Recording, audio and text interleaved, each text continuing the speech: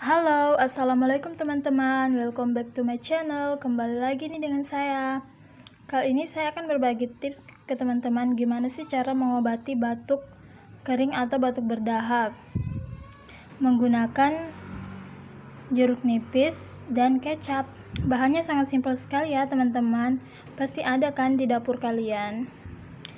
Jadi buat teman-teman yang sedang batuk, boleh deh coba cara ini karena bahan ini pun mudah didapat dan sangat murah.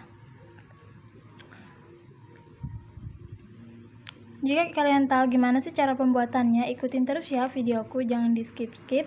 Dan jangan lupa tekan tombol subscribe-nya agar jika saya upload video baru, kalian gak ketinggalan ya.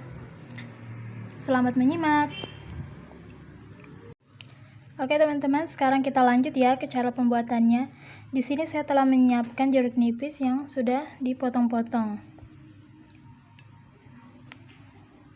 Ini satu buah aja ya teman-teman. Di sini saya menggunakan kecap 1 sendok ya. Pertama-tama jeruk nipisnya kita peras dulu.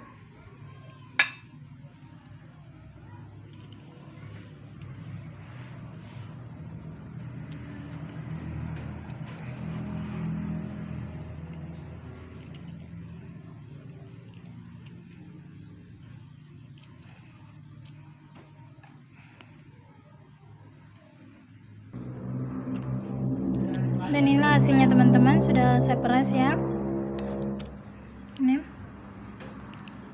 Ini air dari satu buah jeruk nipis. Setelah seperti ini, saya akan menambahkan kecap 1 sendok. Seperti ini ya teman-teman, kecapnya 1 sendok aja. Kita tuangin ke air jeruk nipisnya.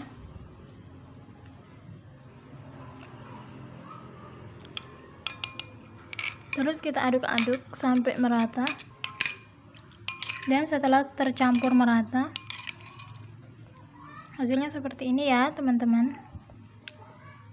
Jadi jika kalian sedang batuk dan tidak mau minum obat dari dokter, kalian bisa cobain resep ini karena ini sangat bagus sekali ya teman-teman.